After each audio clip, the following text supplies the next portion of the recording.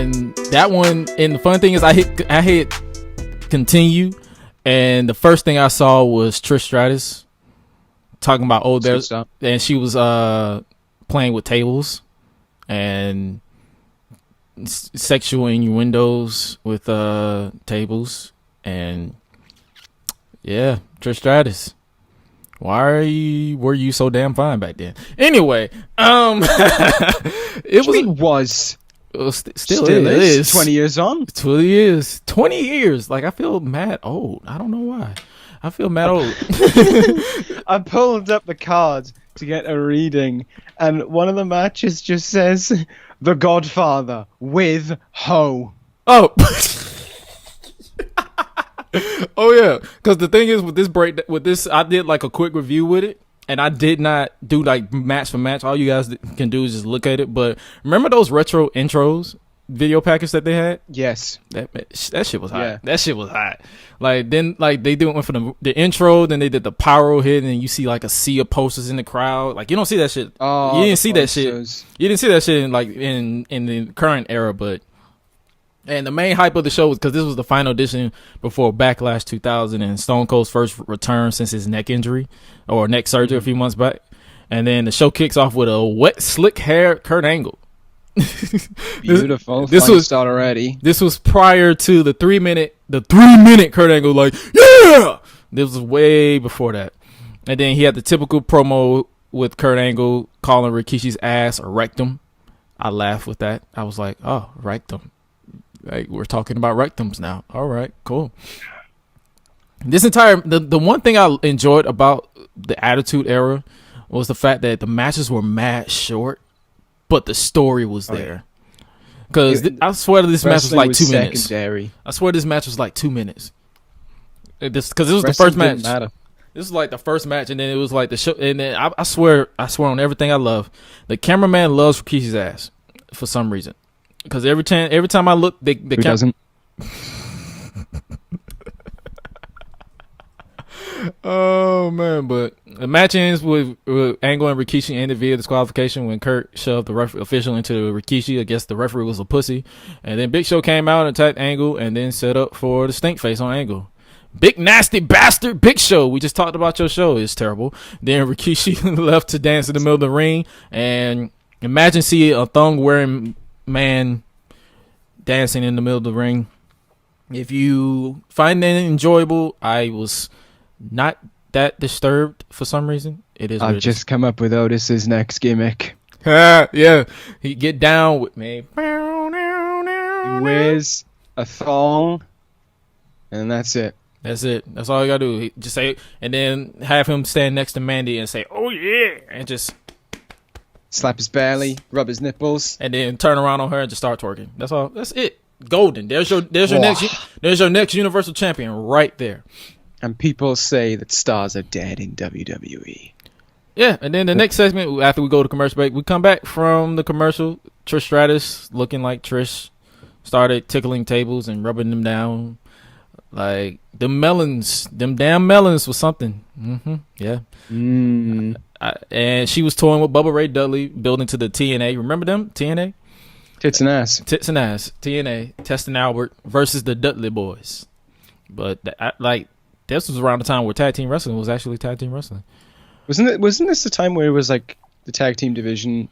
They just got out of the New Age Outlaws era of the tag division, right? Yeah, it was actually X-Pac and Road Dogg that was tag team at this time because Billy Gunn remember I think he turned on them in '99, so it was like to become the one or the Mr. Ass Billy Gunn because he didn't become the one Billy Gunn until like 2001 because remember he had that little feud with Right to Censor, and then yeah.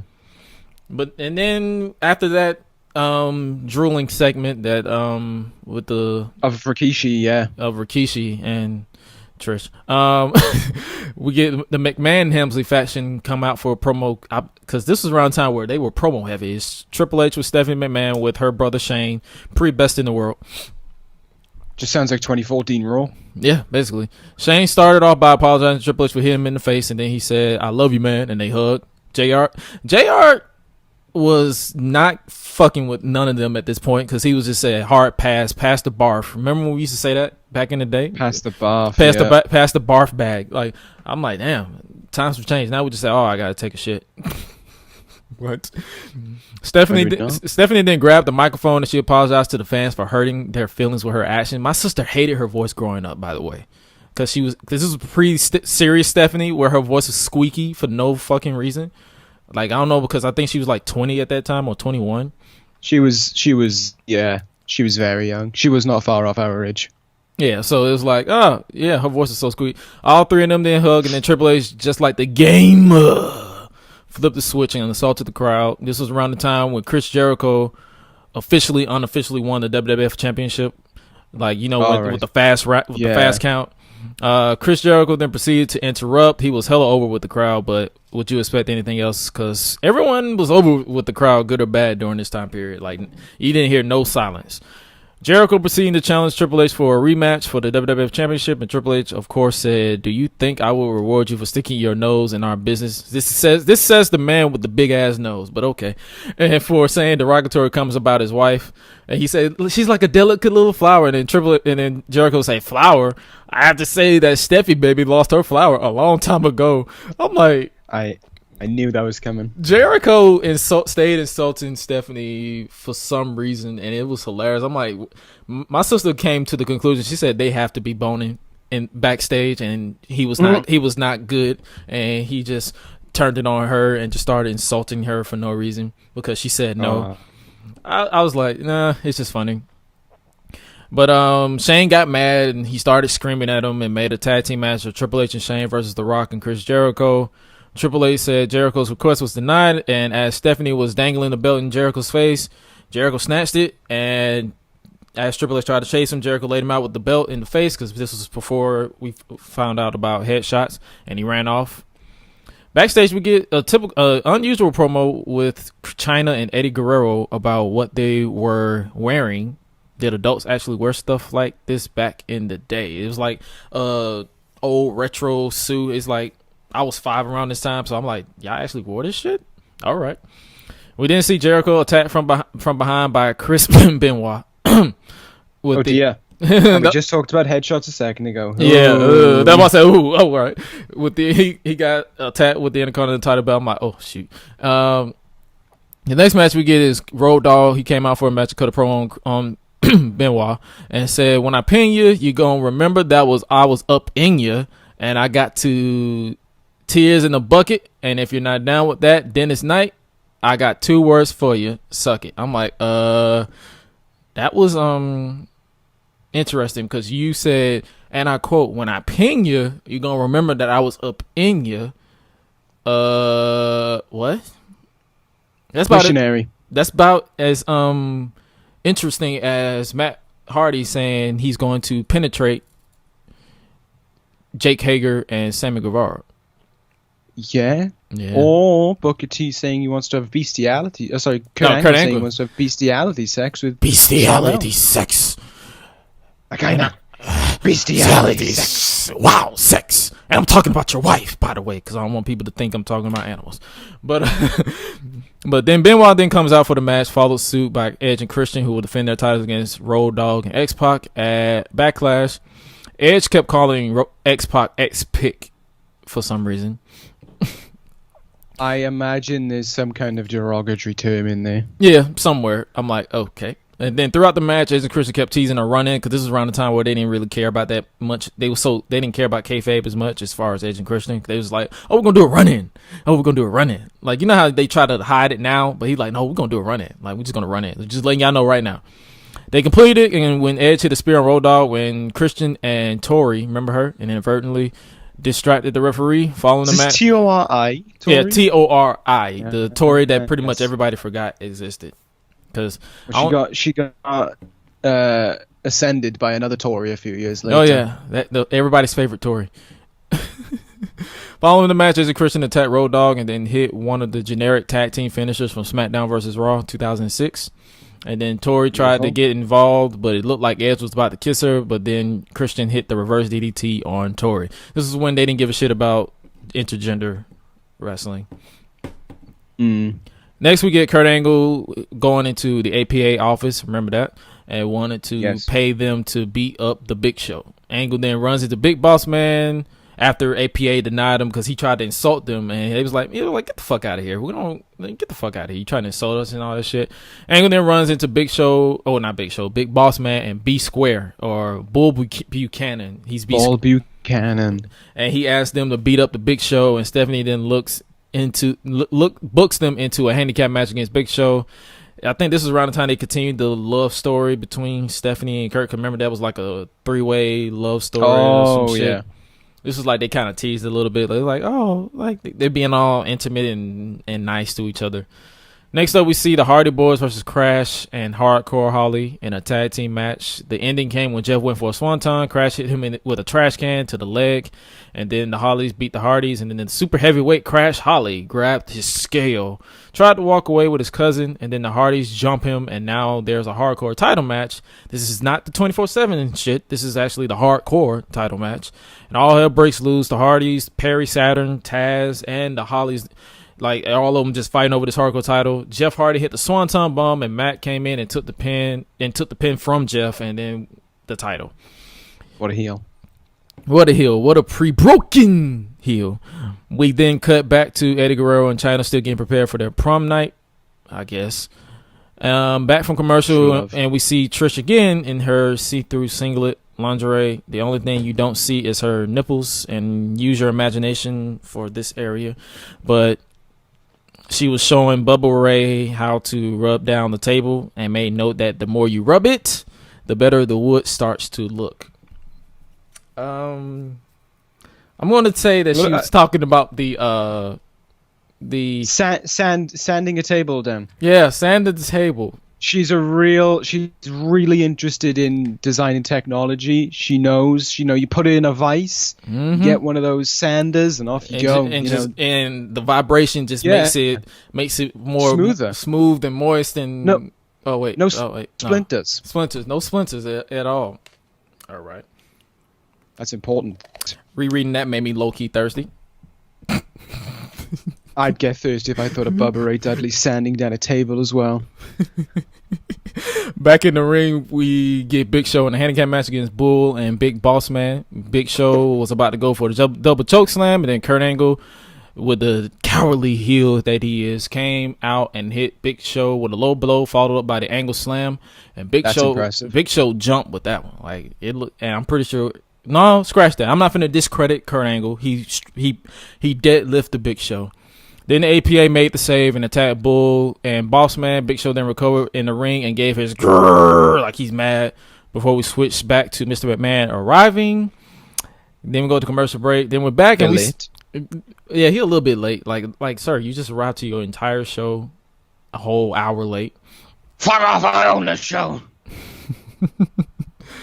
Back and we see Trish again playing with wood and gave the tip of the most important part of the table is its legs and says Bubba has big, strong ones, but the most important one is the center leg, the dick, because without it, you can't keep it up. And then she started rubbing her leg down, and I am not complaining about these segments, but would that would not fly in today's sensitive era. Oh no, that would not fly in today's era. Like looking at this, I'm like, at this point, this would not fly.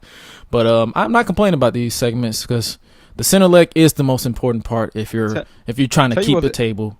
Tell you what that does show, that idea of it not flying, is that people. You don't actually, in many ways, you don't actually want the Attitude Era back because what made the Attitude Era great would make it terrible today. Yep. Trish Stratus sounding down a table would be met with 50 headlines about WWE's sexism and unappreciative values towards women and how they're degrading them back to the era of the divas or whatever. Exactly. And also you wouldn't enjoy that. You'd say it's just cringe. Exactly. And it wouldn't be matches because literally, like I said, these matches were literally 2 to 3 minutes. Yes. Max. 20 years ago, it was all about the characters and very little about the wrestling. Now it's quite a lot about the wrestling and fairly much about the characters as well, especially on the main rosters. Everybody does the same thing. Flippy, tope con hilo, tope suicido, discus, lariat, V-triggers, all the 9 is nothing different. Love them all. My favorite. All of them, my favorite moves. We didn't get Mr. McMahon cutting a solo promo about the family feud and an announcement of the involvement of Stone Cold Steve Austin at Backlash. Then he talks about Stephanie looking to slap her mother, who instead bitch slaps her, being Linda McMahon. This was pre-politic Linda McMahon. And then she still owned the WWE at that time, didn't she? Was she the CEO of the WWE at the time? Yeah, she was CEO.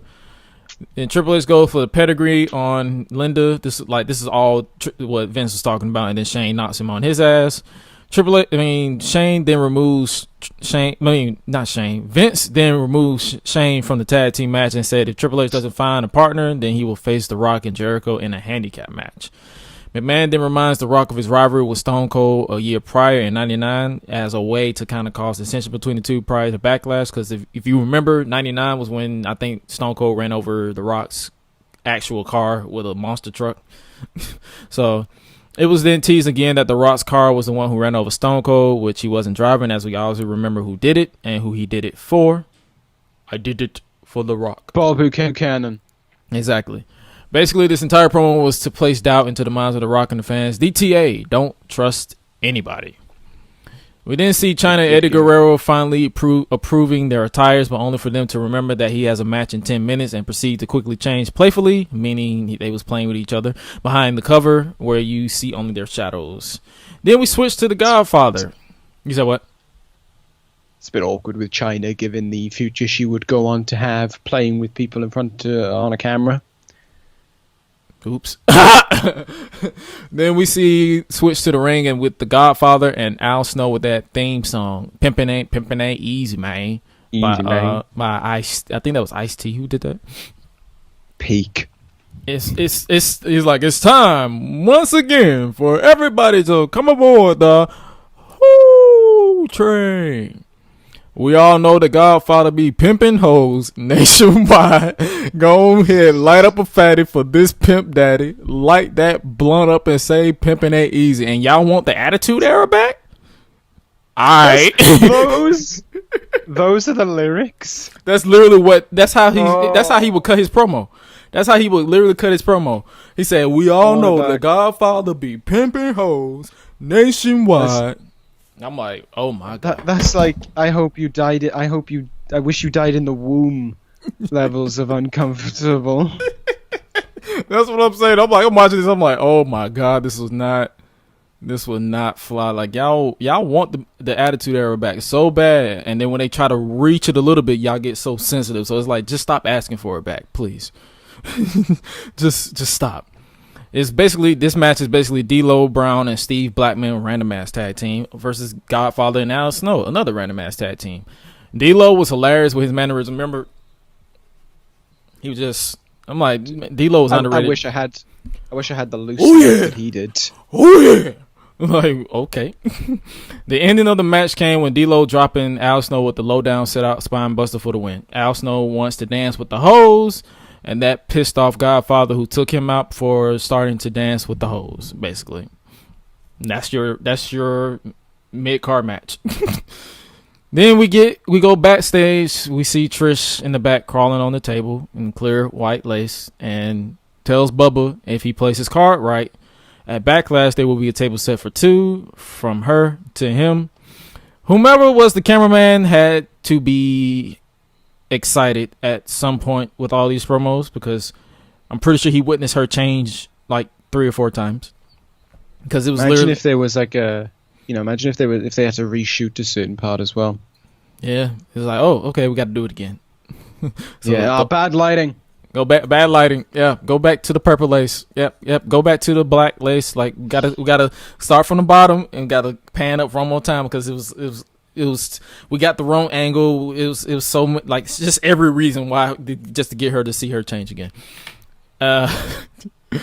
I enjoyed these segments. Now we get European champion. Each other with this. Now we get European champion Eddie Guerrero with Chyna going 1-on-1 with Val Venus. Essa Rios and Lita tried to attack Chyna, but she took care of them. Like, she literally swatted them around like flies. until Lita climbed to the top and connected with a crossbody, and the ending came when Val Venus connected with a money shot splash to pick up the win. And following the match, Rios and Lita attacked Eddie until Chyna came in and made the save, and they ran off. I think they was going to face each other during this match, and this match was literally few minutes. But you know, Eddie Guerrero back then, he was trying to wrestle, so he was giving his best. That match was there.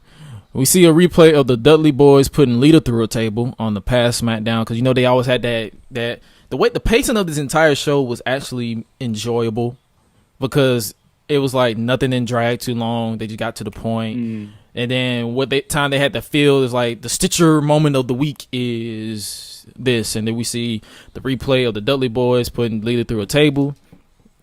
And then we are back, and it's the Dudleys versus Edge and Christian in a non-title match. And then we see a replay of Trish kissing Bubba a week prior, and he was shocked. I would be too. All that fine woman kissing me like that. Yeah, I would not. I would probably get down on her on that ring. I'm just being honest with you. Trish then came out with TNA during the match, sitting on the table, still looking extremely fuckable. I'm just going to say it. She's just standing on the table with those double Ds. Double D, 3D, it all makes sense. King still mesmerized at this point. King still mesmerized at this point. Wow, titties! Wow, boobies! He comes rappelling down from the roof, just gives him a squeeze and goes back up. King still mesmerized at this point. It's like, could you really blame him? As the Dudleys was about to go for the 3D, Trish started taking off her jacket and dancing. Well, hot damn. And then Edge hit the spear on Devon because Bubba was distracted trying to go grab his titties. And can you blame him? And I couldn't believe my eyes. The tag team champions actually winning on a go-home show. Like, you know, nowadays, if you want a title match, you pin the champions. But the build for the Dudleys and TNA match was highly sexual. It was highly sexual. So, and like I said, I reiterate, you guys want the Attitude Era back? No. Backstage is already main event time at this point. Backstage, The Rock cuts a promo prior to the main event. You know how his promos go. The interviewer will say something and he sticks his hand in their face. I always wondered if his hand ever stinked.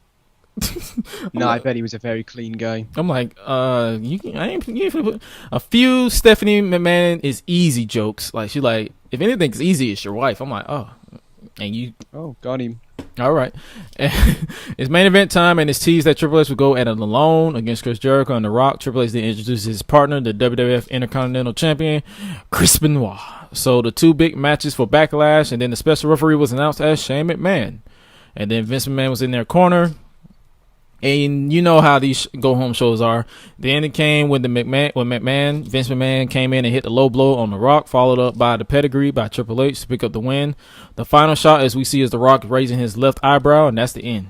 Overall, this entire show, the pacing was good. The matches were not too long, not too short. It got you interested. It got you in the hook. Did they stick with the focus of the show? Yeah. Overall, the grade of the show was basically...